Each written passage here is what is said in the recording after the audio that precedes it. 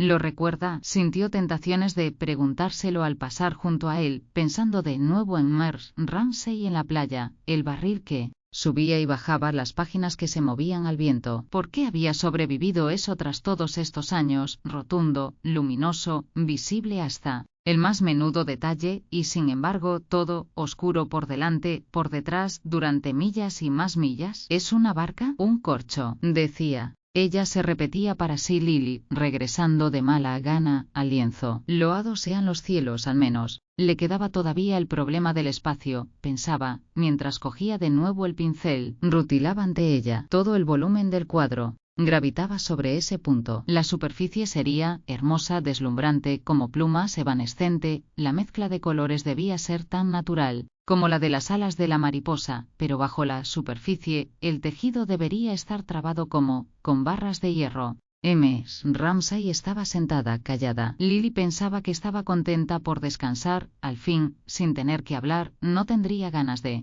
hablar, por poder alejarse un rato de la extrema oscuridad de las relaciones humanas. ¿Quién sabe lo que somos, lo que sentimos? ¿Quién sabría decir, incluso en los momentos de intimidad, esto es el conocimiento? ¿Es que al decirlas, no se deterioran las cosas? ¿Podría haber preguntado Mrs. Ramsay? Parecía haber sido tan frecuente este silencio junto a ella. ¿Es que no somos más expresivos así? El momento, por decirlo de alguna forma, parecía extraordinariamente fértil. Escarbó un mochito en la arena y lo cubrió como si enterrara la perfección del momento. Era como una gota de plata en la que mojar el pincel para que iluminase la oscuridad del pasado. Lily retrocedió un paso para colocar el lienzo, así, en perspectiva. Extraño camino este de la pintura. Iba aún más y más allá, cada vez más lejos, hasta que al final parecía hallarse en medio de una estrecha tabla, completamente sola, sobre la mar. Al mojar el pincel en el color azul, a la vez, lo hundía en aquel pasado. Ahora Mrs. Ramsay se levantaba, lo recordaba.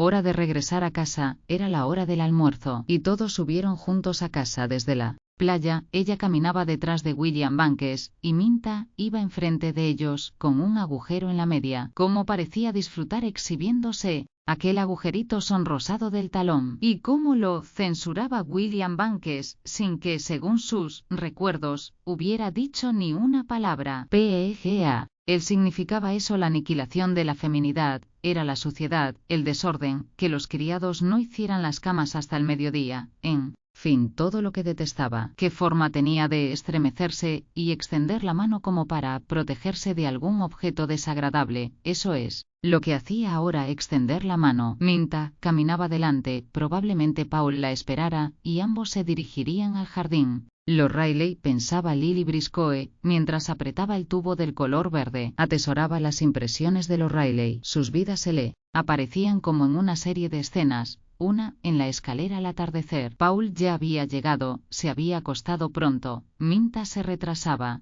Llegaba Minta, con una guirnalda, multicolor, deslumbrante, en tomo a las 3 de la madrugada, se quedaba en la escalera. Paul salía en pijama con un atizador, por si hubieran entrado ladrones. Minta comía un emparedado, en medio de la escalera, junto a una ventana, bajo la luz cadavérica de la madrugada, y en la alfombra había un agujero. ¿Pero qué es lo que decían?, se preguntaba Lily, como si mirando pudiera oír algo violento. Minta seguía comiendo el emparedado desafiante mientras él hablaba. Estaba indignado, decía palabras que dictaban los celos, la insultaba en un susurro, como para no despertar a los niños, a los 2 niños pequeños. Él estaba envejecido, tenía arrugas, ella deslumbraba, parecía no importarle nada, porque las cosas aproximadamente tras el primer año de matrimonio habían comenzado a ir mal. El matrimonio había salido bastante mal. Y esto, pensaba Lily, cogiendo la pintura verde con el pincel, esto de imaginar escenas en las que aparezcan ellos, es lo que decimos, que es conocer a la gente, pensar en ellos, quererlos. Ni una sola palabra era cierta, se lo había inventado, pero solo así podía presumir de conocerlos. Siguió avanzando por el estrecho pasadizo de su pintura, hacia el pasado. En otra ocasión, Paul había dicho que jugaba al ajedrez en las cafeterías. También había erigido toda una estructura imaginaria en torno a esa frase. Recordaba cómo, al decirla, lo Había imaginado llamando a una criada y que ésta le decía, Mrs. Riley ha salido, señor, y entonces él decidía que tampoco él volvería a casa. Lo veía sentado en un rincón de cualquier lugar lúgubre, donde el humo se pegara a los cojines de terciopelo y la camarera te conociera, jugando al ajedrez con un hombrecillo que se dedicaba a vender té y que vivía en Surbiton, y eso era todo lo que Paul sabía de él. Luego iba a casa y Minta no estaba, y luego estaba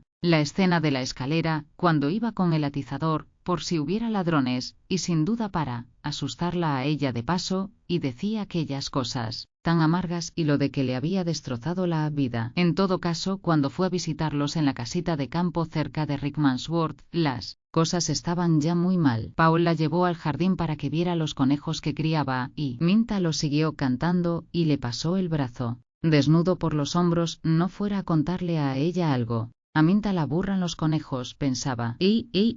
Pero Minta nunca hacía confidencias. Ella nunca habría contado cosas como la de jugar al ajedrez en cafeterías. Era demasiado reservada, circunspecta. Pero siguiendo con su historia, ahora estaban atravesando una etapa peligrosa. Había pasado parte del verano anterior en casa de ellos, y el automóvil había tenido una avería, y Minta le pasaba las herramientas. Él se sentó en la carretera para reparar la avería, y la forma en que ella le acercaba las herramientas, profesional, directa, amistosa, demostraba que ahora las cosas estaban bien. Ya no estaban enamorados, no, él tenía ahora a otra mujer, una mujer seria, con el pelo recogido en una trenza, y con un maletín. Minta la había descrito con gratitud, casi con admiración, que asistía a las reuniones políticas y que compartía las opiniones de Paul. Cada vez se hacían más y más inflexibles acerca de los impuestos sobre las tierras y sobre la nacionalización. Lejos de romper el matrimonio, esta alianza lo había reforzado. Eran excelentes amigos, evidentemente, como lo demostraba que él estuviera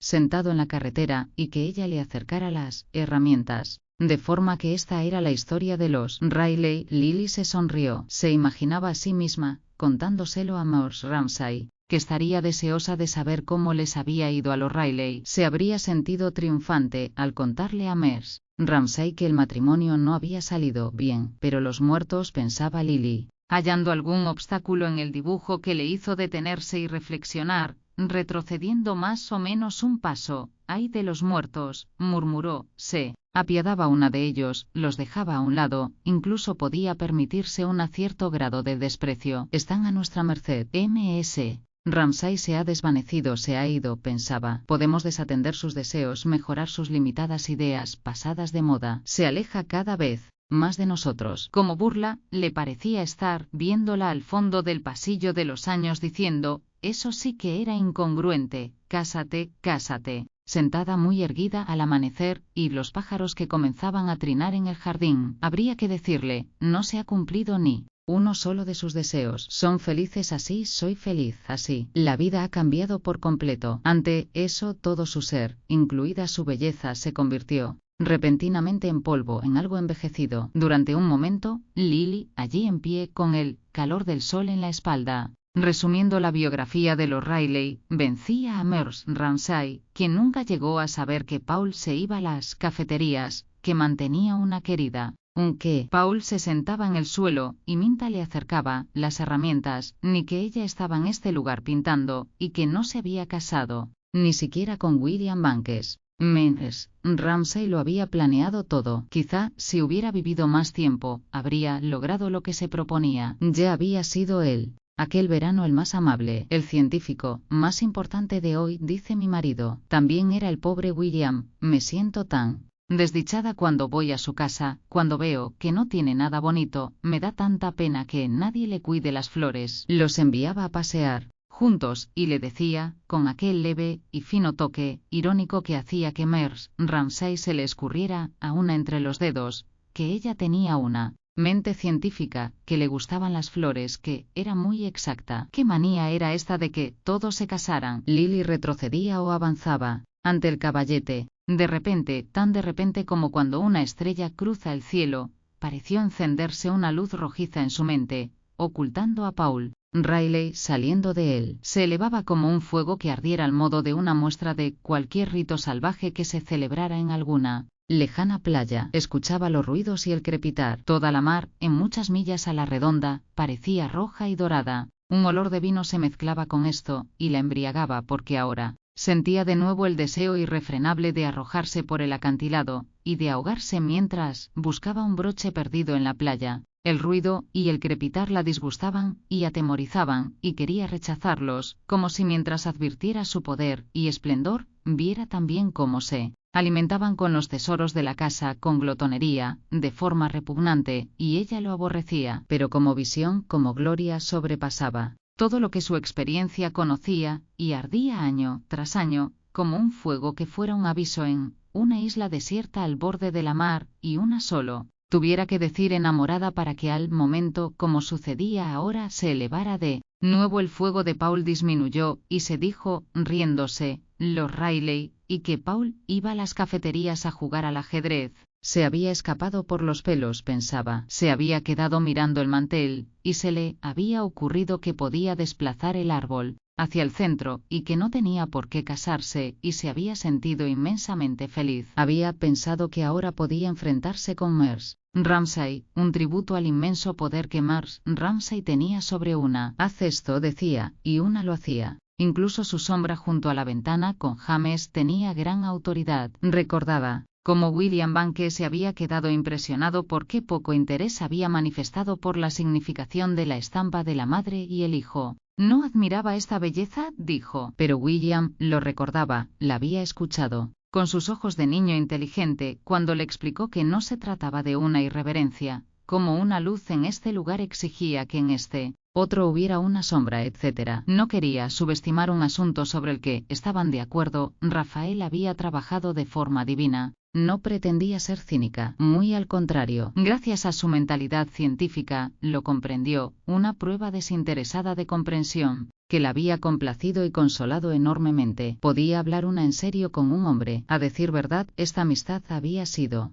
uno de los placeres de su vida. Amaba a William Banques. Fueron a Hampton Court, y siempre le dejaba, como un verdadero caballero, que lo era, todo el tiempo que quisiera para lavarse las manos, mientras él se paseaba a la orilla del río. Esto era característico de sus relaciones. Había muchas cosas que no decían. Luego paseaban por los patios, y admiraban, un verano tras otro, las hermosas dimensiones del edificio, y las flores, y él le contaba cosas sobre la perspectiva, sobre la arquitectura, mientras caminaban, y se detenía él para contemplar un árbol, o la vista del lago, y admirar a una niña. Era su gran pena, no tener una hija, de forma vaga y distante, la propia de un hombre que se pasaba muchas horas en el laboratorio, y que, cuando salía, el mundo parecía aturdirlo, de forma que caminaba lentamente, levantaba la mano para hacer una visera, y hacía una pausa con la cabeza hacia atrás, sencillamente para respirar, y entonces le contaba que la mujer que lo atendía estaba de vacaciones, que tenía que comprar una alfombra nueva para la escalera. Quizá no le importaría acompañarlo a comprar una alfombra para la escalera. En una ocasión, algo lo indujo a hablar de los Ramsay, y le contó que cuando vio a Mrs. Ramsay por primera vez llevaba un sombrero gris. No tendría más de 19 o 20 años. Era asombrosamente hermosa. Se quedó allí contemplando la alameda de Hampton Court, como si todavía pudiera verla entre los surtidores. Ahora se quedó mirando el peldaño del salón. Veía, a través de los ojos de William, la sombra de una mujer, tranquila, callada, que miraba hacia abajo. Allí estaba sentada, meditando, reflexionando. Iba de gris aquel día, pensaba Lily. Miraba hacia abajo. Nunca levantaba la mirada. Sí, pensaba Lily, mirando con atención. Debo de haberla visto mirar así, pero no iba de gris, ni estaba tan tranquila, ni era tan joven, ni había tanta paz. La imagen aparecía con facilidad. Era asombrosamente hermosa, había dicho William, pero la belleza no lo es todo. La belleza tenía sus inconvenientes, venía con demasiada facilidad, venía de forma demasiado completa, detenía la vida, la congelaba, deliberadamente olvidaba las inquietudes menores, el sofoco, la palidez, alguna rara distorsión, alguna luz o alguna sombra. Todo ello hacía la cara irreconocible durante unos instantes, sin embargo añadía algún rasgo que luego una siempre recordaba. F.A. más sencillo disimular todo, sin prestar demasiada atención a los detalles, bajo el manto de la belleza. ¿Pero qué aspecto tenía?, se preguntaba Lily, cuando se ponía el sombrerito de caza y cruzaba el jardín corriendo, o reñía a Kennedy, el jardinero. ¿Quién podría describirla? ¿Quién podría ayudarla? En contra de su voluntad, tuvo que subir a la superficie, y se halló casi fuera de la pintura, mirando a Mère Carmichael, un poco aturdida, como si las cosas fueran irreales. Estaba en la silla con las manos cruzadas sobre la panza, no leyendo, ni durmiendo, sino tomando el sol como una criatura ita de existencia. El libro había caído sobre la hierba. Quería ir a donde él, y gritarle, «Mère Carmichael». Entonces él levantaría la mirada, benévolo, con aquellos ojos verdes, distraídos y velados como por humo. Pero solo se despierta a alguien cuando se sabe qué decirle. Ella no quería decir algo, quería decir todo. Esas palabras de nada que rompen el pensamiento y lo desmembran no dicen nada. Sobre la vida, sobre la muerte, sobre Mers. Rasae. No, pensaba, no puede decirse nada a nadie. La urgencia del momento era la equivocación. Las palabras atravesadas se acercaban cimbrando, y se quedaban siempre unas pulgadas por debajo del blanco. Entonces tenía que dejarlo, y volvía a olvidar la idea, y entonces una se volvía como todos los de edad madura, cauta, furtiva, poniendo ceño, siempre con miedos. Porque ¿cómo pueden expresar las palabras las emociones del cuerpo? ¿Cómo expresar su vacío? Miraba hacia los escalones del salón, parecían estar extraordinariamente vacíos.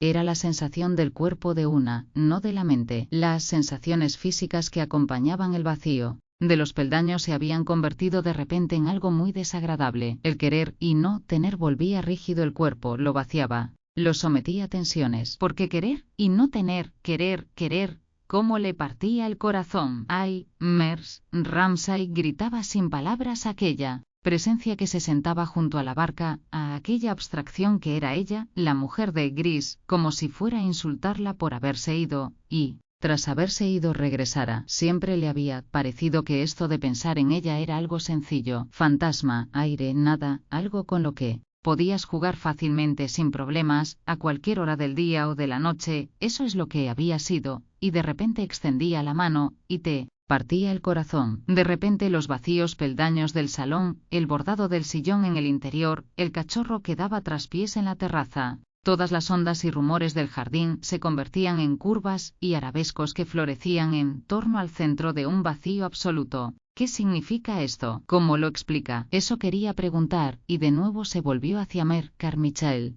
porque todo el mundo parecía haberse disuelto en esta hora del amanecer en un charco de pensamiento, en un profundo cuenco de la realidad, y casi podía una fantasear con la idea de que si Mère Carmichael hubiera hablado, una lagrimita habría desgarrado la superficie del charco, y luego algo subiría a la superficie, aparecería una mano, destellaría la hoja de un cuchillo. Era un disparate, por supuesto. Le vino a la mente la curiosa idea de que después de todo, quizá él sí que hubiera oído lo que ella no sabía decir. Era un anciano misterioso, con sus hebras rubias en la barba, con su poesía, con su rompecabezas, serenamente surcando un mundo que había satisfecho todos sus deseos. Ella pensaba que no tenía nada más que extender la mano hacia el jardín, para asir cualquier cosa que necesitara. Miró el cuadro. Tal vez hubiera sido esta su respuesta. Como tú y yo y ella pasan, y se desvanecen, nada permanece, todo cambia, pero no cambian las palabras, ni la pintura. Seguro que lo colgarán en algún ático, pensaba, lo enrollarán, y lo guardarán tras algún sofá. No dejará de ser verdad, sin embargo,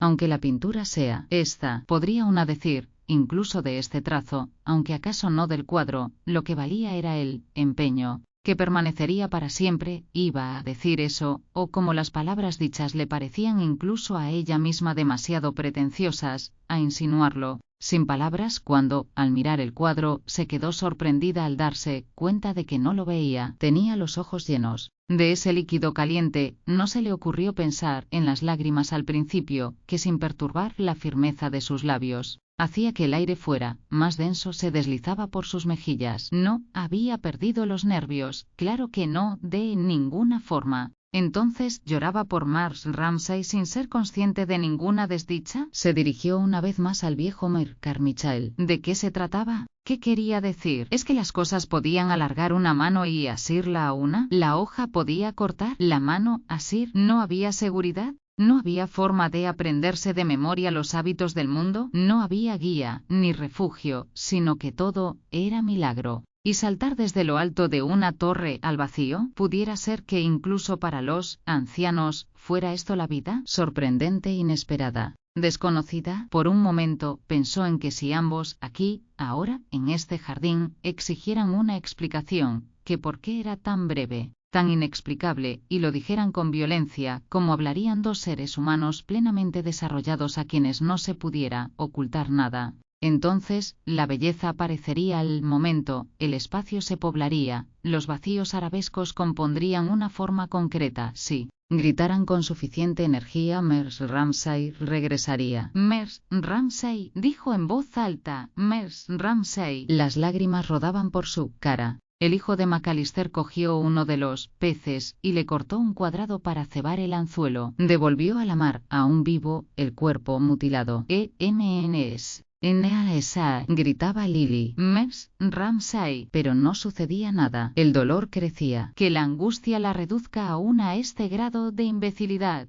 Pensaba. En todo caso, el viejo no la había oído. Seguía tranquilo, amable, y sí, una quería verlo así, incluso sublime. Alabados sean los cielos, nadie había oído ese grito ignominioso. Detente, dolor, detente. Evidentemente, no se había despedido del sentido común. Nadie la había visto avanzar por la tabla y arrojarse a las aguas de la aniquilación. Seguía siendo una mezquina solterona que sujetaba un pincel en medio del jardín. Lentamente el dolor de la carencia y la ira amarga que hubiera regresado cuando pensabas que nunca más volverías a sentirte triste por Mers Ramsay. La había echado de menos a la hora del desayuno entre tazas de café, nada cedían, y de su angustia quedaba, como antídoto, un consuelo que en sí mismo era balsámico, y también, pero más misteriosamente, la sensación de que alguien por ahí, Mers Ramsay, aliviada por unos momentos del peso que el mundo había depositado sobre ella, intangible, se había quedado junto a ella, y después porque era Mers Ramsay, radiante de belleza, le había ceñido en la cabeza una corona de flores blancas. Lily apretó los tubos de pintura de nuevo, se enfrentó con el problema del seto.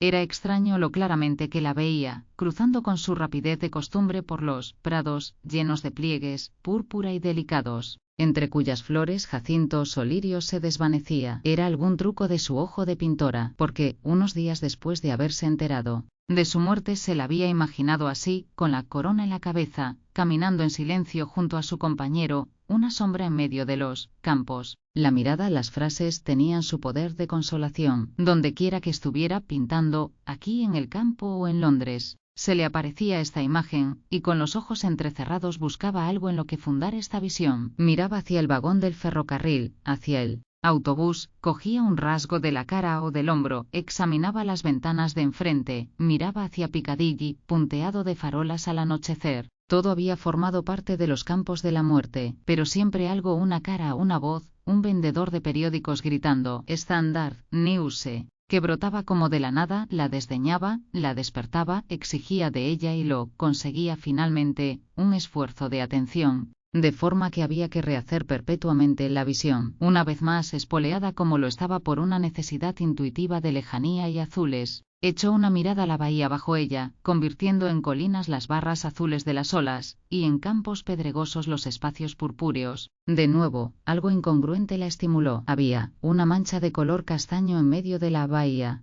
Era una barca. Sí, al momento se dio cuenta de que era eso. ¿Pero de quién era la barca? Era la de Mer Ramsay, se dijo. Mer Ramsay. El hombre que había estado junto a ella, quien había echado a andar, quien había saludado con la mano, solo, encabezando una procesión, con sus bonitos zapatos, solicitando un consuelo que ella le había negado. La barca había llegado al centro de la bahía. Era tan agradable la mañana, si se exceptuaba una racha de viento de vez en cuando, que el mar y el cielo parecían hechos del mismo tejido, como si hubiera velas en el cielo o se hubieran caído las nubes al mar. En alta mar, un vapor había enviado al aire un bucle de humo inmenso que se había quedado allí, haciendo decorativas volutas, como si el aire fuera una fina gasa que sostuviera las cosas y las retuviera delicadamente en su red, meciéndolas con todo cuidado de un lado a otro, como con frecuencia sucede cuando hace buen tiempo. Los acantilados parecía que fueran conscientes de la presencia de los barcos, como si se enviaran los unos a los otros mensajes secretos, porque a veces parecía que el faro estaba muy cerca de la costa,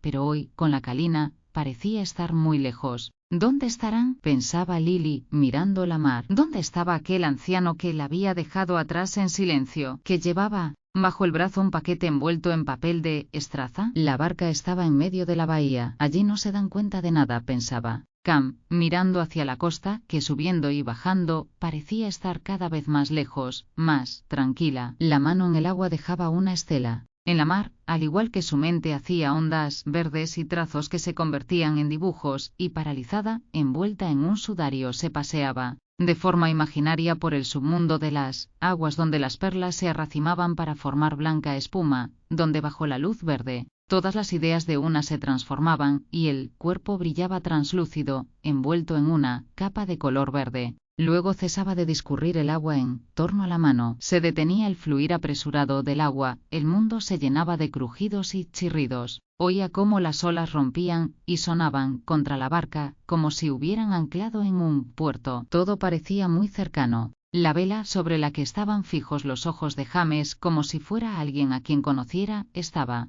completamente flácida, se habían detenido, y esperaban la llegada de una nueva brisa, bajo el sol ardiente, a millas de distancia de la costa, a millas de distancia del faro. Parecía como si todo el mundo se hubiera detenido. El faro se convirtió en algo inmóvil, y la lejana línea de la costa se quedó quieta. El sol calentaba cada vez más, y todo el mundo parecía haberse quedado muy junto, y parecían sentir la presencia de los demás a quienes casi habían olvidado. El sedal de McAllister se introdujo verticalmente en la mar, pero Ramsay seguía leyendo con las piernas cruzadas. Leía un librito algo desgastado, con las pastas jaspeadas como un huevo de chorlito. De vez en cuando, mientras seguían en la horrible calma, pasaba una hoja. James pensaba que cada página que pasaba se acompañaba de un gesto peculiar que le parecía que se dirigía a él, ya con confianza, ya con autoridad, ya con la intención de que la gente se apiadase de él, y todo el tiempo, mientras su padre leía y pasaba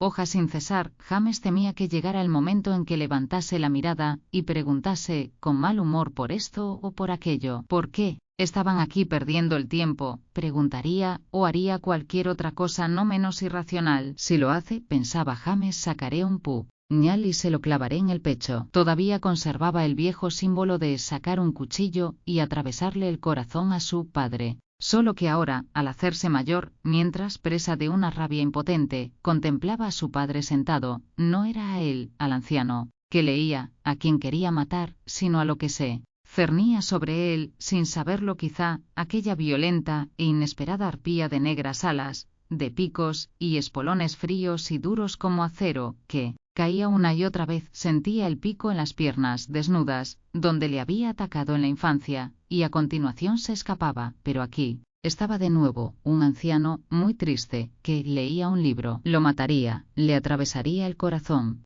Fuera lo que fuera, y podría ser cualquiera, pensaba, mirando hacia el faro y hacia la lejana costa. Comerciante, empleado de banca, abogado, director de cualquier empresa, se opondría a él, lo seguiría y lo eliminaría. Llamaba tiranía y despotismo a eso de hacer que la gente hiciera algo en contra de su voluntad, a lo de recortar la libertad de expresión. ¿Quién se atrevería a decir, no quiero, cuando él decía, vamos al faro? Haz esto, tráeme aquello. Se extendían las negras alas, y el duro pico desgarraba. A continuación, allí estaba sentado, leyendo un libro, y podía levantar la mirada, nunca se sabía, era bastante probable. Podría dirigirse a los McAllister. También podía deslizar un soberano en la mano helada de alguna mujer en cualquier calle, pensaba James, o podría dar gritos de aliento en cualquier deporte de marinos, podría saludar con los brazos, a causa de la emoción, o podía presidir la mesa, completamente mudo desde principio al final de la cena. Sí, pensaba James mientras la barca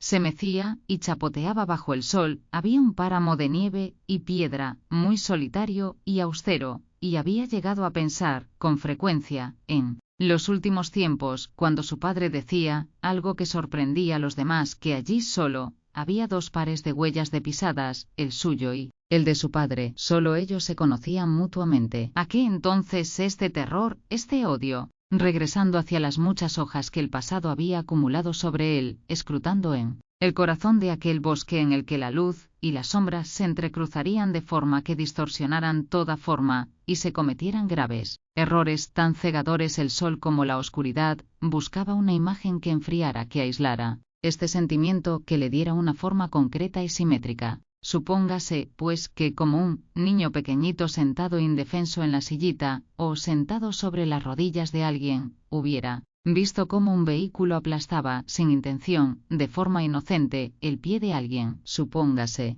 que él hubiera visto el pie antes sobre la hierba, delicado, íntegro, y después la rueda, y luego el mismo pie, amoratado, aplastado. Pero la rueda era inocente, de forma que ahora, cuando se acercaba a su padre dando zancadas por el pasillo, levantándolos de madrugada, para ir al faro, le pisaba el pie, se lo pisaba a Cam, lo pisaría cualquiera. Lo único que podía hacer uno era sentarse y quedarse mirando. Pero ¿en el pie de quién estaba pensando? ¿En qué jardín había pasado todo esto? Porque uno tenía escenarios para estos acontecimientos, había árboles, flores, cierta clase de luz, unas cuantas figuras. Todo tendía a aparecer en un jardín donde no hubiera esta tristeza, y donde no hubiera esto de mover tanto las manos. La gente hablaba con un tono de voz común. Estaban todo el día entrando y saliendo. Había una anciana que cotilleaba en la cocina, y la brisa movía las cortinas dentro y fuera de las ventanas. Todo se movía, todo crecía, y sobre aquellos platos y bandejas y aquellas altas flores rojas y amarillas podía tenderse un velo muy fino, como una hoja de parra. Al anochecer,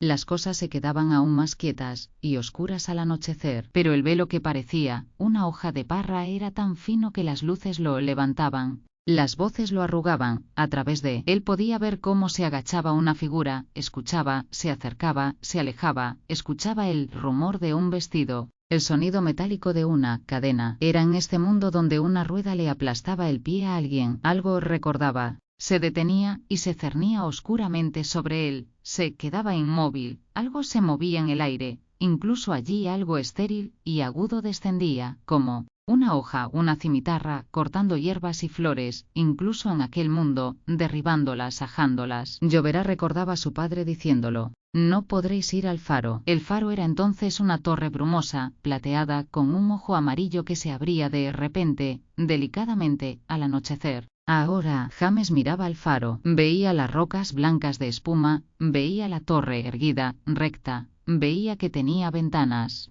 Veía incluso ropa tendida sobre las piedras, puesta a secar, de forma que por fin, esto era el faro. No, lo otro también era el faro, porque nada era sencillamente una sola cosa. También, el otro era el faro. A veces costaba verlo desde el otro lado de la bahía. Al anochecer levantaba uno la mirada y veía cómo el ojo parpadeaba, y la luz parecía llegar hasta ellos en aquel jardín soleado y fresco en el que se sentaban. Pero se detuvo siempre que decía ellos o alguien, y comenzaba a oír el rumor de alguien que se aproximaba, el sonido de alguien que se marchaba, se volvía hipersensible respecto de quien lo acompañara. Ahora era su padre. El dolor podía ser agudo, porque en cualquier momento, si seguía sin soplar el viento, su padre cerraría el libro de golpe, y diría, ¿qué es lo que ocurre? ¿Por qué estamos aquí? ¿Perdiendo el tiempo? Como aquella vez, en la terraza, cuando dejó caer la hoja sobre ellos, y ella se había quedado rígida. Y si hubiera tenido un hacha a mano, un cuchillo, cualquier objeto afilado, lo habría cogido y le habría atravesado el corazón a su padre. Su madre se había puesto rígida, luego el brazo se había relajado, de forma que se dio cuenta de que ya no le escuchaba a él. En cierta forma se había levantado y se había marchado a algún lugar lejano, y lo había dejado allí, en el suelo, impotente, ridículo, con las tijeras en la mano. No venía ni un soplo de aire. El agua se reía y gorgoteaba en el fondo de la barca donde 2 o 3 caballas movían las colas a un lado y otro en un charquito de agua que no llegaba a cubrirlas. En cualquier momento, Ramsay James casi no se atrevía a mirarlo, se daría cuenta, cerraría el libro, diría algo ofensivo, pero, de momento, seguía leyendo, y James, furtivamente como si bajara la escalera descalzo, con miedo de despertar al perro si chirriaba, un peldaño, seguía pensando en cómo sería ella, en dónde habría ido aquel día. Había comenzado a seguirla de habitación en habitación, y por fin llegaron a una habitación de luz azul, como si se reflejasen millares de platos de porcelana en la que hablaba con alguien. Él escuchaba. Hablaba con una criada y decía con toda sencillez lo que pensaba. Esta noche necesitaremos la fuente grande. ¿Dónde está la azul? Solo ella decía la verdad, solo a ella se le podía decir. Ese era el origen de su perenne atractivo para él. Era consciente de que su padre le había adivinado los pensamientos, los ensombrecía, los hacía ajarse, le hacía titubear. Por fin dejó de pensar. Estaba ahí sentado al sol con la mano en la barra del timón, mirando fijamente al faro, incapaz de moverse, incapaz de sacudirse los granos de tristeza que uno tras otro se depositaban en su mente. Parecía que lo ataba una maroma, y que su padre había hecho el nudo, y solo podía sacar un cuchillo y hundirlo. Pero en aquel momento la vela comenzó a moverse poco a poco, se hinchó lentamente. La barca sintió una sacudida, comenzó a moverse, apenas consciente, dormida, de repente se despertó, salió disparada entre las olas. Fue un alivio extraordinario. Todos parecieron perder importancia relativa ante los demás, y parecían estar bien, y los sedales se tensaron formando un ángulo agudo en los costados de la barca, pero su padre no pareció haber advertido nada.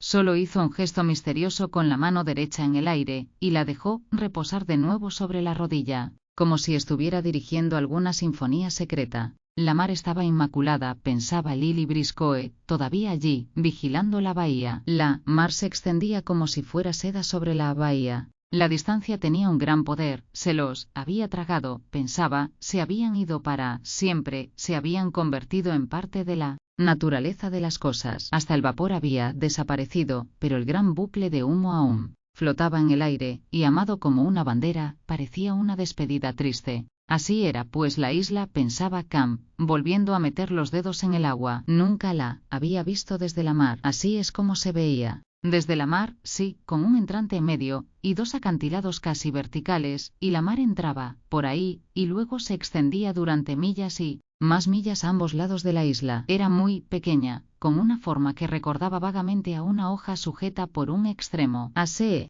que nos subimos a una barquita, pensaba, comenzando a contarse un cuento de aventuras, en el que se escapaba de un barco que se hundía. Pero la mar discurre entre sus dedos, y se desvanecía tras ellos una colonia de algas. No quería contarse un cuento de verdad, lo que quería era la sensación de aventura, de huida, de algo, porque pensaba, mientras avanzaba la barca, en cómo la irritación de su padre con lo de los puntos cardinales, la terquedad de James, con su pacto, y su propia angustia, como todo había desaparecido, todo había quedado atrás, ahora ondeaba en el pasado. ¿Qué había, pues, a continuación? ¿A dónde iban? De su mano, hundida en la mar, procedía todo un surtidor de contento ante la idea del cambio, de la escapada, de la aventura, de estar viva, de estar ahí. Las gotas que procedían de esta repentina e impremeditada fuente de contento caían aquí y allá, en la oscuridad, en las formas dormidas de su propia mente, formas de un mundo nonato, pero que se movía en la oscuridad, cogiendo aquí y allá un chispa de luz. Grecia, Roma, Constantinopla, con lo pequeña que era, con forma como de hoja sujeta por un extremo, y con el dorado rocío de las aguas que la rodeaban, tenía, se preguntaba, su lugar en el universo también esta islita. Pensaba que los sabios ancianos podrían haberla informado. A veces hacía como si se hubiera extraviado en el jardín, para ver qué hacían. Y allí estaban. Podría tratarse de Mer Carmichael o de Mer Banques, muy viejos, muy solemnes, sentados uno enfrente de otro en las tumbonas. Se oía el rumor de las páginas de tetimes que sostenían ante sí cuando entró desde el jardín, y todo era confusión acerca de algo que alguien había dicho acerca de Jesucristo, acerca de un mamut que habían encontrado en unas excavaciones en alguna calle de Londres. ¿Cómo había sido Napoleón? Después cogían todo esto con sus manos limpias, llevaban ropas de color gris, olían a brezo, y se sacudían las migas a la vez, pasando hojas, cruzando las piernas, y diciendo algo muy breve, de vez en cuando, en una Suerte de éxtasis, ella cogía un libro de la estantería, y se quedaba allí, mirando cómo escribía su padre, tan regular, y lo pulcramente que llegaban los renglones de un extremo al otro de la página, con una tosecilla de vez en cuando, o decía algo muy breve al caballero que se sentaba enfrente. Pensaba allí, en pie, con el libro abierto, que aquí podría dejar una que se abriera cualquier pensamiento como una planta bien regada, y si se abría bien, ante estos caballeros, que fumaban tras las sonoras hojas de tetimes, entonces es que era un pensamiento correcto. Y mientras veía cómo escribía su padre en el estudio, pensaba sentada ahora en la barca, que era adorable, que era el más sabio, no era vanidoso, no era un tirano. A decir verdad, cuando la veía leyendo un libro con mucha amabilidad, le preguntaba, ¿qué más quieres leer? Temiendo equivocarse, se quedó mirando a su padre que leía el librito de la cubierta reluciente, moteada como huevo de chorlito. No, estaba bien. Quería decirle a James, míralo, pero James no quitaba ojo a la vela. Es un animal dañino, contestaría James.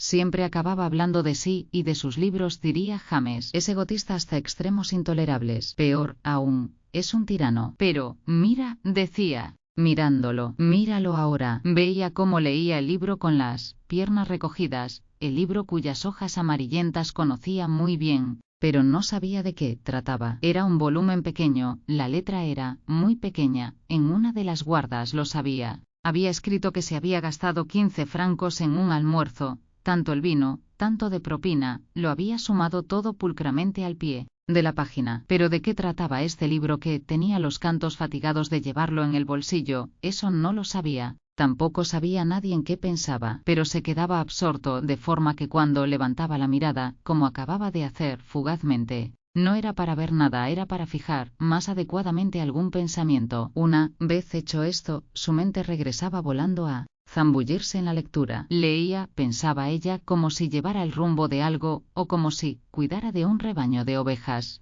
o como si ascendiera por un estrecho sendero. A veces iba, aprisa y directo, y se abría camino por la maleza. Otras veces parecía que una rama lo golpeaba, una zarza lo cegaba, pero no dejaba que eso lo intimidara. Seguía avanzando, pasando una página tras otra. Ella seguía contándose un cuento acerca de huir de un barco que había naufragado, porque ella estaba a salvo, mientras que él seguía ahí sentado, a salvo, como se había sentido cuando entró sigilosa desde el jardín, y cogió un libro, y el anciano caballero, bajando el periódico de repente, dijo algo muy breve por encima del periódico acerca de la personalidad de Napoleón. Temiendo equivocarse, se quedó mirando a su padre que leía el librito de la cubierta reluciente, moteada como huevo de chorlito. No, estaba bien. Quería decirle a James, míralo, pero James no quitaba ojo a la vela. Es un animal dañino, contestaría James. Siempre acababa hablando de sí y de sus libros, diría James. Es egotista hasta extremos intolerables. Peor aún, es un tirano. Pero, mira, decía,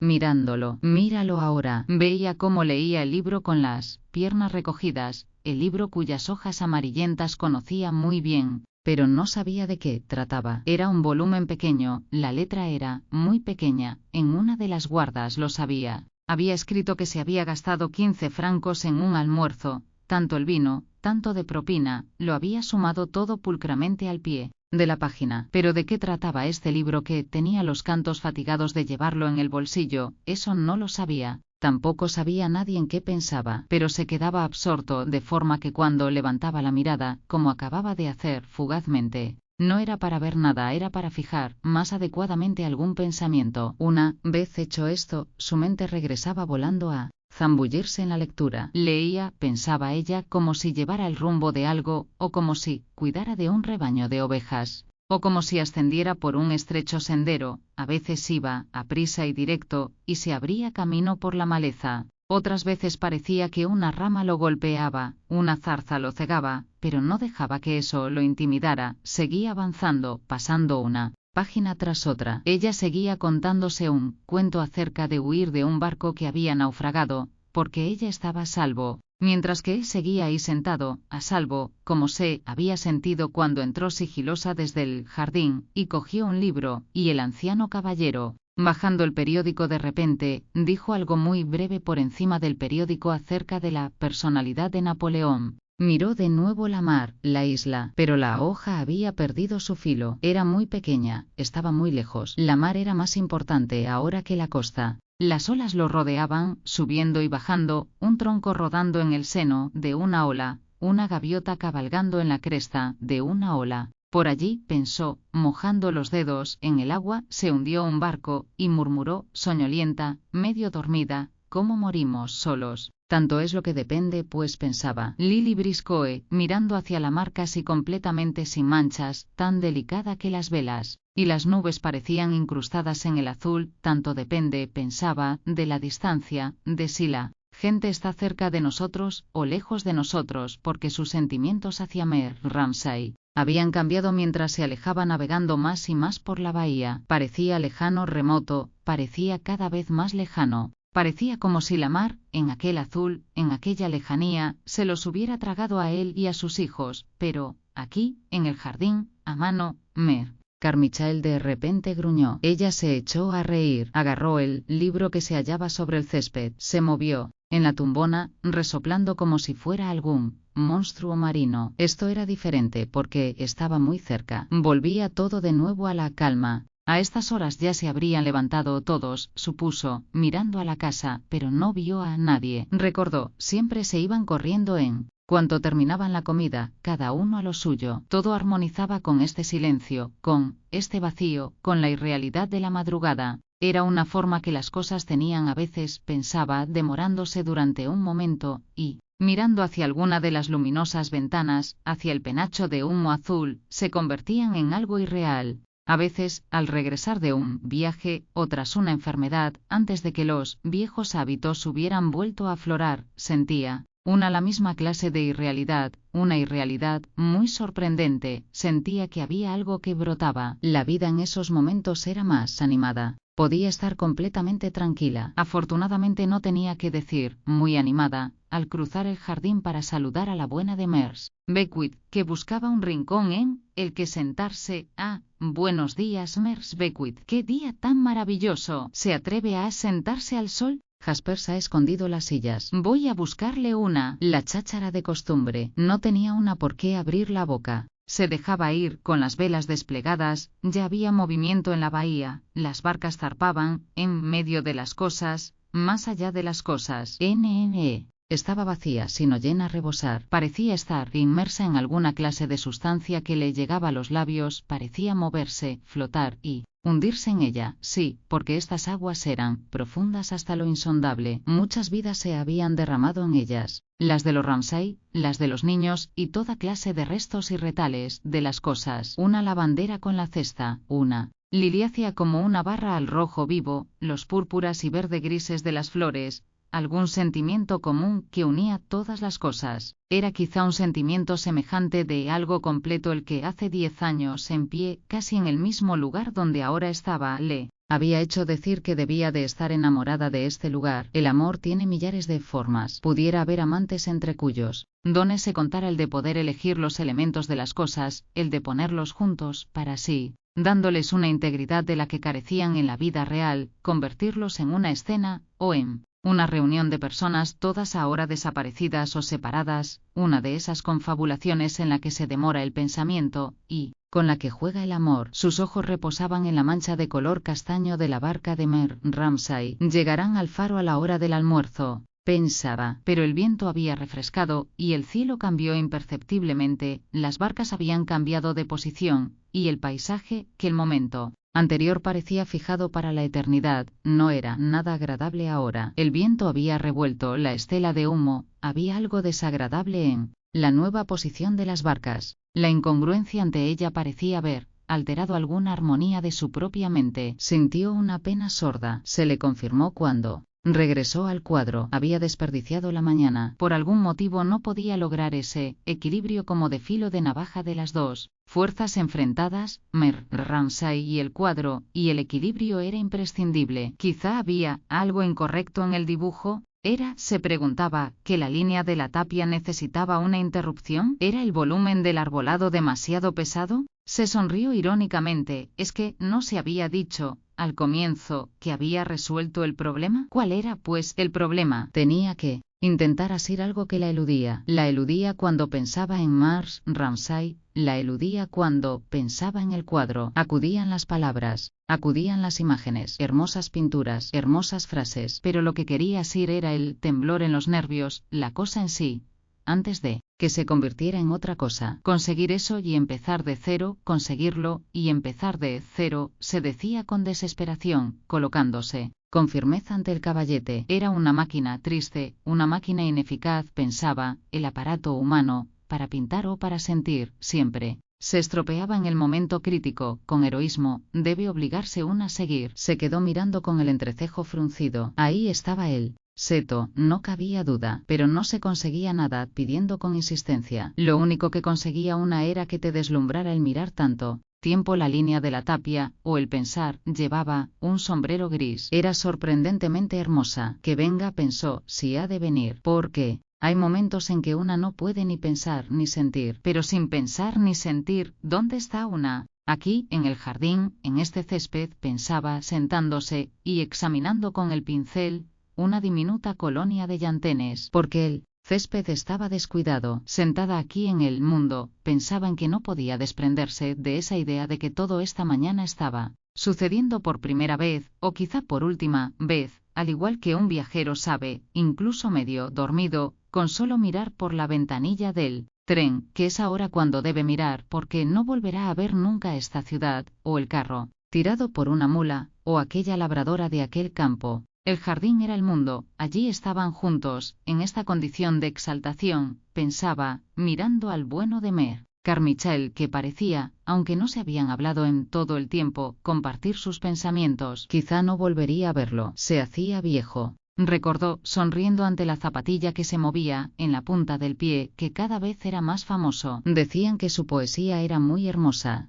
Seguían publicando cosas que había escrito hacía 40 años. Ahora había un hombre famoso que se llamaba Carmichael. Se sonrió, pensando en la cantidad de formas que podía adoptar un hombre, como era una persona que aparecía en los periódicos, pero también era el mismo que había sido siempre. Parecía que era el de siempre, quizá alguna cana más. Sí, el mismo aspecto de siempre, pero alguien había dicho, lo recordaba, que cuando se enteró de la muerte de Andrew Ramsay murió instantáneamente. Una granada, habría llegado a ser un gran matemático. Mer Carmichael había perdido todo interés en la vida. ¿Qué querían decir?, se preguntaba. ¿Había ido a manifestarse a Trafalgar Square armado con un buen palo? Había empezado a pasar páginas y más páginas sin leerlas sentado en su habitación de S.C. Wood. No sabía qué es lo que había hecho cuando se enteró de que Andrew había muerto, pero en todo caso ella advertía que algo le había ocurrido. Ellos dos solo se saludaban con susurros en la escalera, miraban al cielo, decían que haría bueno, o que no haría bueno. Pero esta era una de las formas de conocerse la gente, pensaba, de conocer el conjunto, no los detalles. Sentarse en el jardín de cualquiera y ver cómo las faldas de una colina se volvían de color purpúreo en una lejanía de brezos. Así es como ella lo conocía. Sabía que en cierta forma había cambiado. Nunca había leído un solo verso de él. No obstante, pensaba que sabía cómo era su poesía, lenta y sonora. Era madura y sabrosa. Trataba del desierto y del camello, de las palmeras y de los crepúsculos. Era extraordinariamente impersonal. Algo decía acerca de la muerte, pero decía muy poco sobre el amor. Había una cierta lejanía en él. Necesitaba muy poco de los demás. No había cruzado siempre a trompicones por la puerta de la sala hacia el jardín con el periódico bajo el brazo, intentando evitar a Mers Ramsay, a quien, por algún motivo, no apreciaba mucho. Por ello mismo, ella por supuesto siempre intentaba que se detuviera. Él le hacía una reverencia. Se paraba en contra de su voluntad, y hacía una gran reverencia. A ella le fastidiaba que él no quisiera nada de ella, y Mers Ramsay le preguntaba si no quería el abrigo, una alfombra, el periedio. No quería nada. Ahora era cuando él se inclinaba. Había algún rasgo de ella que a él no le gustaba mucho. Quizá era lo dominante que era, lo positiva que era, lo de ir directa al grano. Era muy sincera. Un ruido que procedía de la ventana de la sala la distrajo, el chirrido de un gozne. Una leve brisa jugaba con la ventana. Debe de haber habido personas a quienes no les gustara ella, pensaba Lily. Sí, se daba cuenta de que el peldaño de la sala estaba vacío, pero no le afectaba de ninguna manera. Ahora no necesitaba a Mrs. Ramsay. Había quien pensaba que era demasiado segura, demasiado radical. Quizá incluso su belleza ofendía a algunos. ¡Qué monótono! Seguro que era eso lo que decían, siempre igual. Las preferían de otra clase, morenas, animadas. Además era débil con su marido, le dejaba hacer escenas. Además era reservada. Nadie sabía con exactitud qué es lo que le pasaba. Y en fin, para volver de nuevo a la antipatía de Mrs. Carmichael, no podía una imaginarse a Mrs. Ramsay pintando o tendida, leyendo toda una mañana en el jardín. Era impensable. Sin decir una palabra, la única muestra de su actividad era la cesta que colgaba de su brazo. Se iba al pueblo, a ver a los pobres, a sentarse en algún dormitorio diminuto y asfixiante. Una vez tras otra, Lily la había visto irse en silencio en medio de algún juego, de alguna conversación, con la cesta bajo el brazo, muy erguida. Había advertido el regreso. Había pensado, medio riéndose, era tan metódica con lo de las tazas de té, medio emocionada, su belleza le cortaba la respiración a una. Hay ojos a los que cierra el dolor que la han contemplado, ha estado con ellos. Luego Mrs. Ramsay se sentía fastidiada, porque alguien llegaba tarde, o porque la mantequilla estaba rancia, o porque se había desportillado la tetera. Durante todo el rato en que no había dejado de decir que la mantequilla estaba rancia, una pensaba en templos griegos, y en cómo la belleza había residido allí en ellos. Nunca hablaba de ello, se iba puntual, directa. Su intuición le pedía que se fuera, al igual que las golondrinas buscan el sur, las alcachofas, el sol, se dirigía de forma infalible hacia la especie humana, anidaba en su corazón. Esta, como todas las intuiciones, apenaba un tanto a quienes no participaban de ella, quizá a Mrs. Carmichael, a ella, por supuesto. Alguna idea tenían ambos acerca de lo ineficaz de la acción, de la supremacía del pensamiento. Su marcha era un reproche hacia ellos, daba un leve cambio al rumbo del mundo, de forma que se veían obligados a protestar, advirtiendo que sus propios juicios desaparecían, y que en vano intentaban asirlos mientras se esfumaban. Charles Tansley también lo hacía, por eso, en parte, no gustaba a nadie. Trastomaba las proporciones del mundo. ¿Qué habría sido de él?, se preguntaba, moviendo distraída los llantenes con el pincel. Tenía su puesto de profesor, se había casado, vivía en Golders Green. En una ocasión había entrado en una sala durante la guerra y él daba una conferencia. Denunciaba algo, condenaba a alguien, predicaba el amor fraternal. Le sorprendió que hablara de amor a los semejantes quien no sabía distinguir un cuadro de otro,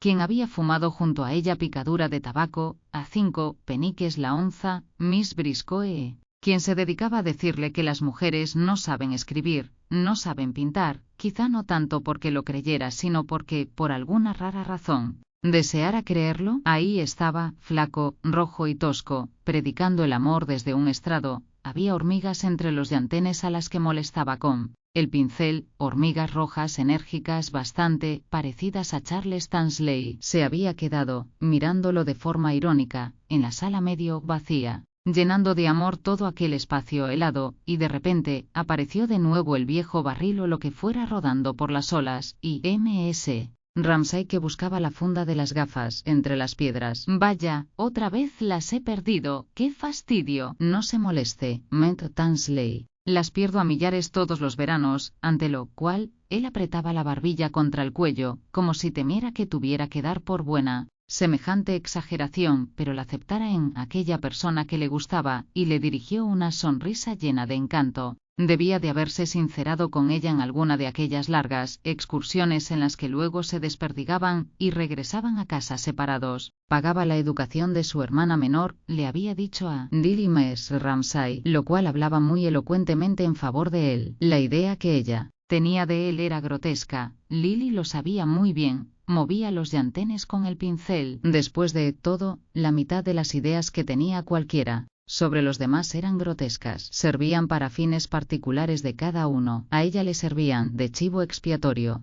Se hallaba a sí misma flagelando sus flacos costillares cuando estaba de mal humor. Cuando quería tomárselo en serio, tenía que servirse de las frases de Mrs. Ramsay para verlo con los ojos de ella. Levantó un montoncito de arena para que se subieran a ella las hormigas. La redujo a un frenesí de indecisiones al interferir en su cosmogonía. Unas corrían en una dirección, otras en otra. Necesitaba 50 pares de ojos para ver, reflexionó. 50 pares de ojos no bastaban para completar el retrato de esa mujer. P.S. Entre ellos debería de haber un par que fuera completamente ciego ante su belleza. Lo que una verdaderamente necesitaba era alguna clase de sentido secreto, fino como el aire, con el cual introducirse por los ojos de las cerraduras, y rodearla cuando estuviera sentada, tejiendo, hablando, sentada en silencio, sola, en la ventana, que tomara y atesorara como el aire, que contenía el penacho de humo del vapor sus pensamientos, su imaginación, sus deseos. ¿Qué significaba el seto para ella? ¿Qué significaba el jardín para ella? ¿Qué significaba para ella que rompiera una ola? Lily levantó la mirada de la misma forma en que Mrs. Ramsay la levantaba. También ella oyó cómo una ola rompía en la playa.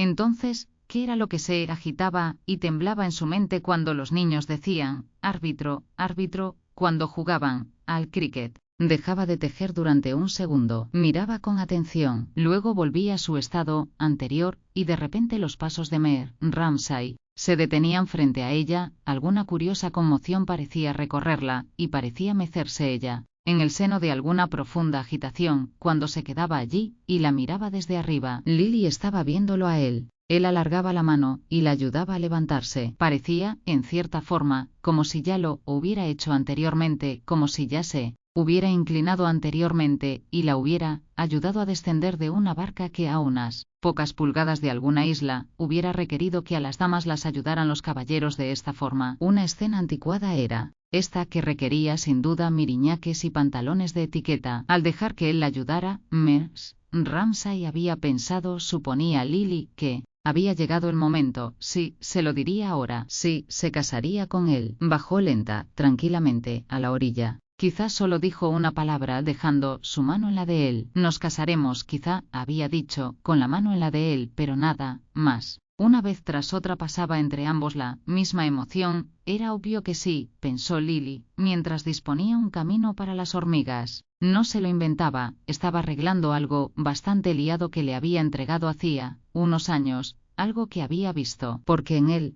desorden de la vida diaria, con todos aquellos niños por allí, todos aquellos visitantes, tenía constantemente un sentido de que todo se repetía, de que algo caía donde anteriormente hubiera caído otra cosa, despertando un eco que resonara en el aire y lo llenara de vibraciones. Pero sería un error, pensaba, reflexionando en cómo habían salido a pasear juntos, ella con el chal verde, él con la corbata al viento del brazo. Más allá del invernadero, para simplificar sus relaciones, no era la monotonía de la felicidad, ella con sus impulsos y su rapidez, él con sus estremecimientos y sus depresiones. Ah, no, la puerta de la habitación bien podía dar un portazo de madrugada, él quizá lanzaba zumbando el plato por la ventana. A continuación la casa se llenaba de portazos y de cortinas que volasen como si soplara el viento de repente, y la gente volase a echar los cierres, para que todo estuviese en orden. Así se había encontrado un día Paul Riley en la escalera. Se habían reído sin cesar, como una pareja de niños, y todo porque Mrs. Ramsay se había encontrado una tijereta en la leche al desayunar,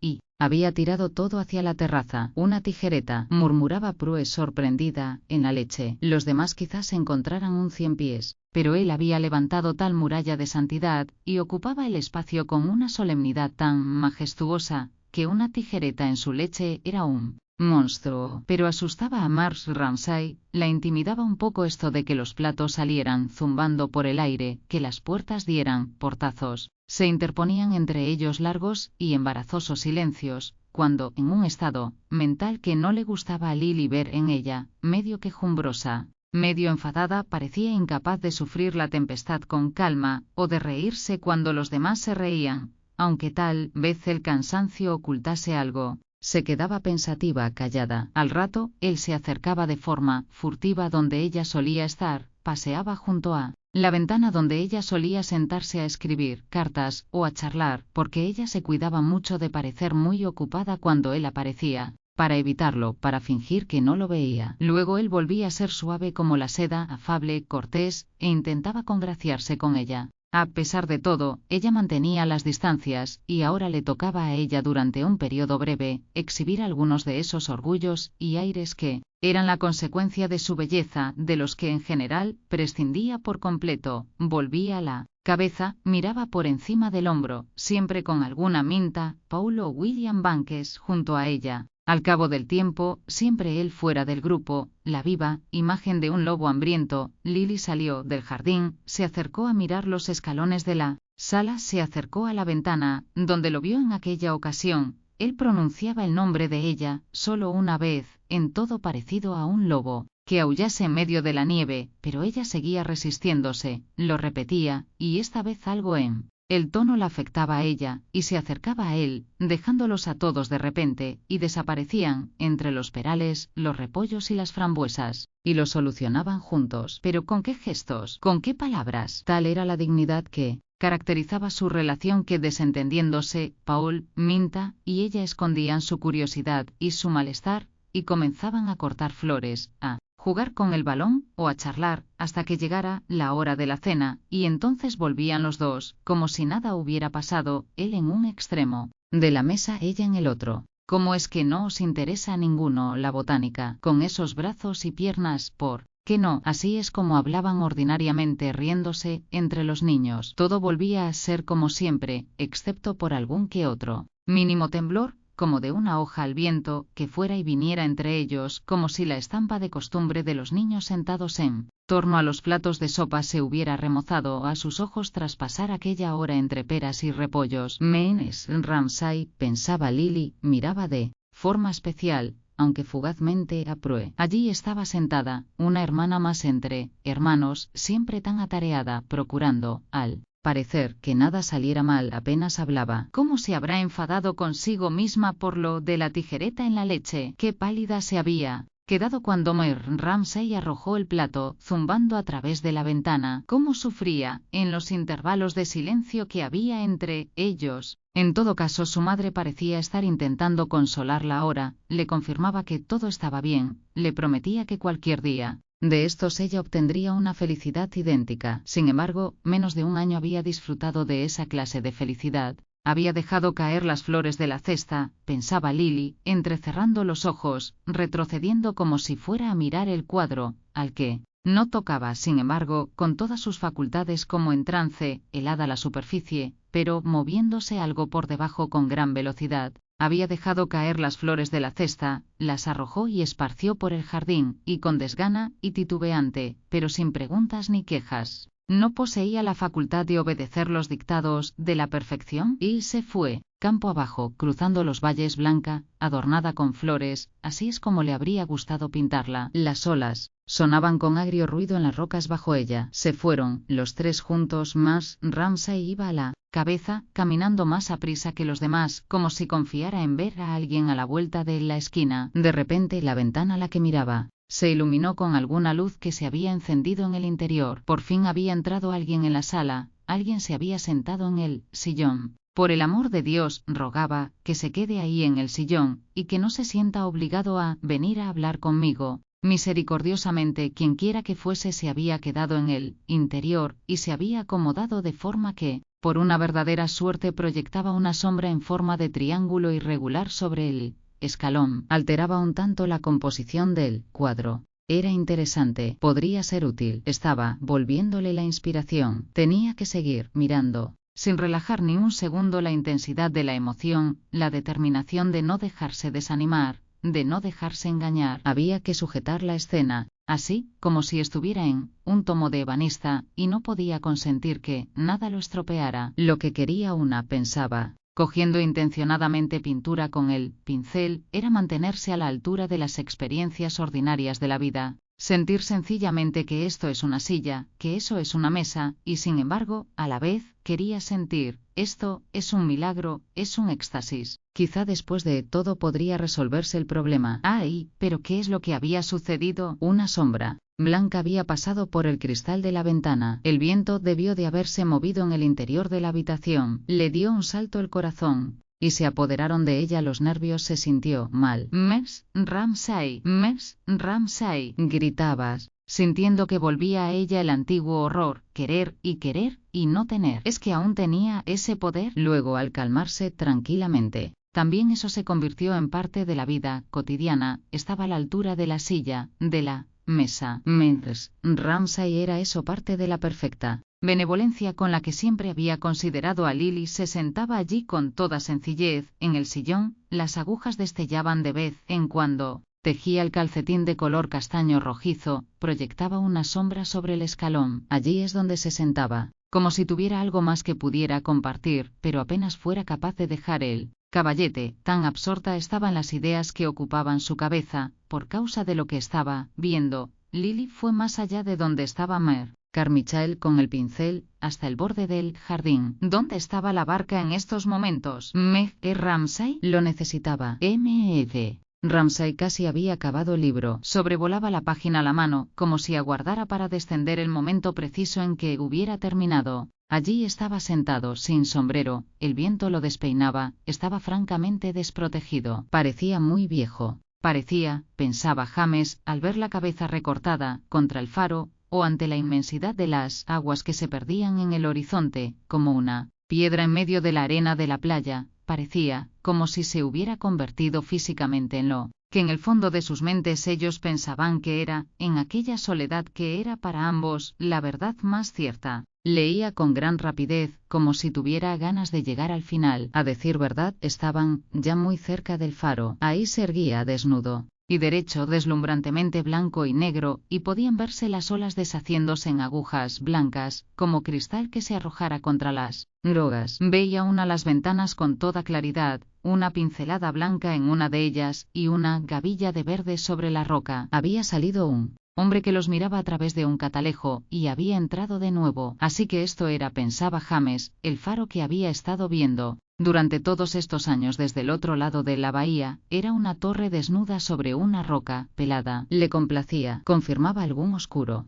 sentimiento acerca de su propio carácter. Las ancianas, se decía, pensando en el jardín de casa, estarían arrastrando las sillas por el césped. La buena de Mrs. Beckwith, por ejemplo, siempre estaba diciendo lo bonito que era esto, y lo bonito que era lo otro, y que deberían estar contentos por poder ser tan felices, pero de hecho, James pensaba, mirando cómo se levantaba el faro sobre la roca, es así. Veía cómo su padre leía con pasión, con las piernas recogidas. Compartían ese conocimiento. Navegamos en medio de una tempestad, nos hundimos, comenzó a recitar para sí, murmurando, justo como lo hacía su padre. Parecía como si hiciera siglos que nadie hubiera hablado. Cam estaba cansada de mirar hacia la mar. Pasaban flotando trocitos de corcho negro. Los peces en el fondo de la barca estaban muertos. Pero su padre seguía leyendo, y James lo miraba, y ella lo miraba, y habían prometido que se enfrentarían con la tiranía, hasta morir, pero él seguía leyendo, muy ajeno a lo que ellos pensaban. Así es como se escapa, pensaba ella. Sí, con aquella frente despejada, la nariz grande, manteniendo ante sí con firmeza aquel librito moteado, así se escapaba. Ya podía uno pretender cogerlo, porque él, como un pájaro, extendía las alas, se alejaba planeando, para posarse fuera de tu alcance, sobre alguna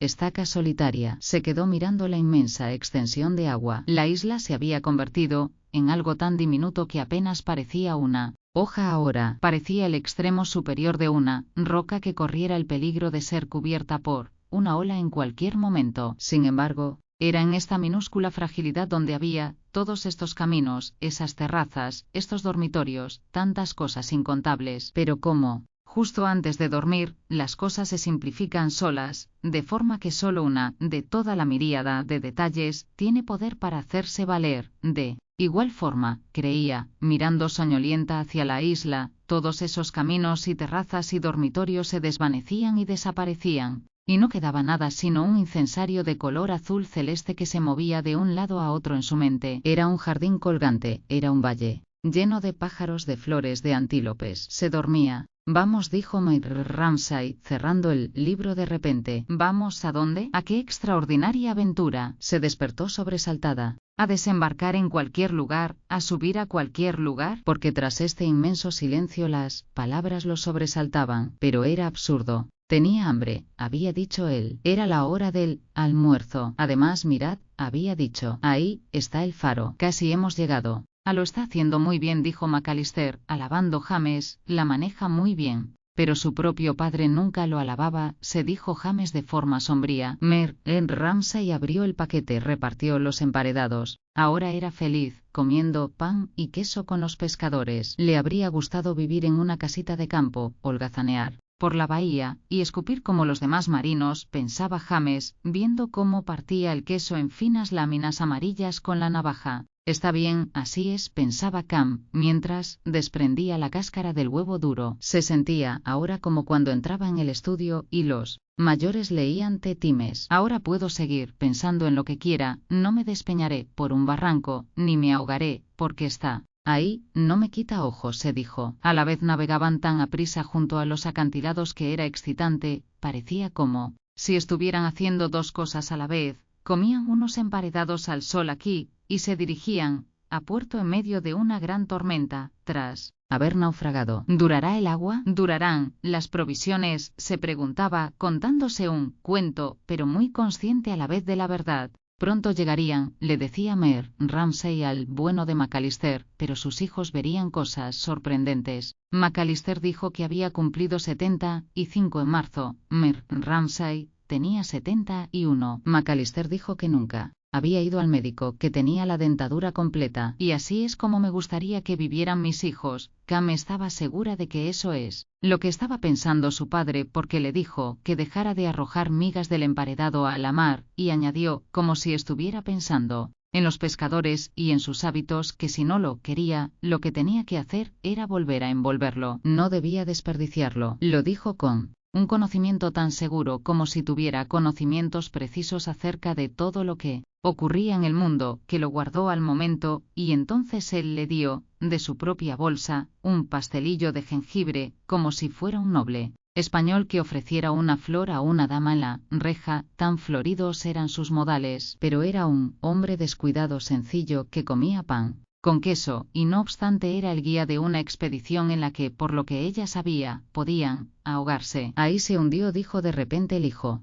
de McAllister. Hubo 3 ahogados en este mismo sitio en el que estamos, dijo el viejo. Él mismo los había visto agarrados al palo mayor. James y Cam temían que Ramsay, que miraba al sitio que señalaban, estuviera a punto de empezar a declamar, pero un mar más airado me acogió a mí. Si lo hiciera, no lo soportarían, empezarían a chillar, no podrían soportar otro estallido de aquella pasión que hervía en su interior, pero ante su sorpresa, lo único que dijo fue, como si estuviera pensando, ¿por qué armar tanto jaleo por esto? Es natural que los hombres se ahoguen en las tormentas, pero es un asunto sencillo, y en el fondo de la mar sacudía las migas del emparedado sobre ellos. Después de todo, no había más que agua. Luego, tras haber encendido la pipa, sacó el reloj, lo miró con atención, como si hiciera, quizá, algún cálculo aritmético, y exclamó con expresión triunfal, «Muy bien». James los había llevado como un piloto profesional. Vaya, pensaba Cam, dirigiéndose en silencio a James. Al final te has salido con la tuya, porque sabía que esto es lo que había estado deseando James, y sabía que ahora que lo tenía estaba tan contento que no la miraría a ella, ni a su padre, ni a nadie. Estaba sentado, con la mano en la barra del timón, atento, con aspecto hosco, fruncía levemente el entrecejo. Estaba tan contento que no le dejaba ni a ella ni a nadie que le quitaran ni un gramo de satisfacción. Su padre lo había alabado. Tenía que pensar que le era indiferente. Pero te has salido con la tuya, pensaba Cam. Habían cambiado la derrota, navegaban, ahora rápidamente, con ligereza, sobre largas olas que se reemplazaban con un movimiento extrañamente armónico y excitante, junto al acantilado. A la izquierda se veía una hilera de piedras de color pardo bajo el agua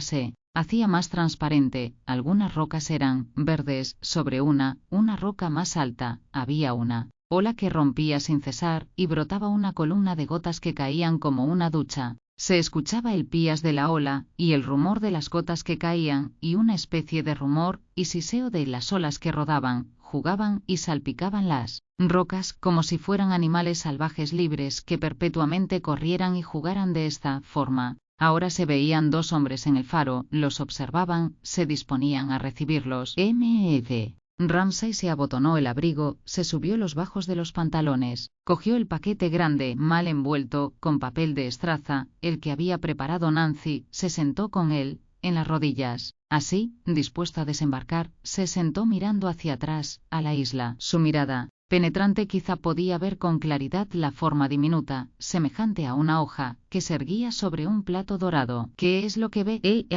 Se preguntaba Cam. Todo era confuso para ella. ¿En qué estaría pensando ahora? Se preguntaba. ¿Qué buscaba? Tan decidido, tan tenaz, tan callado. Lo observaban, ambos sentado, con la cabeza descubierta, con el paquete sobre las rodillas, mirando fijamente, sin desviarla mirada, la frágil sombra azul que parecía como el vapor de algo que se hubiera quemado. ¿Qué quieres? Les gustaría preguntarle. Ambos querían decir, pídenos, y te lo daremos, pero no les pidió nada. Se quedó sentado, mirando la isla, y podría estar pensando, morimos, a solas cada uno, o podría estar pensando, he llegado, he hallado, pero no dijo nada. Se puso el sombrero. Traed esos paquetes, dijo señalando, con un movimiento de la cabeza hacia las cosas que había preparado Nancy para que llevaran al faro. Los paquetes para los del faro, dijo. S.E.C. Levantó, y se dirigió a la proa de la barca, erguido, alto, y tal parecía como si, pensaba James, estuviera diciendo, Dios no existe, y Cam, pensaba, parece como si fuera a dar un salto en el vacío. Ambos se levantaron para saltar tras él, saltó, con ligereza, como un joven, con el paquete, llegó a la piedra. Debe de haber llegado, dijo Lily Briscoe en voz alta, sintiéndose de repente muy cansada, porque el faro era ahora casi invisible, casi se había disuelto en una niebla azul, y el esfuerzo de fijar la mirada en él, y el esfuerzo de imaginárselo desembarcando allí, que parecían ser ambos el mismo esfuerzo, habían cansado su cuerpo y su mente de forma extraordinaria. Ah, sí, pero se sentía aliviada. Fuera lo que hubiera querido darle por la mañana, cuando se separó de ella, al final se lo había dado.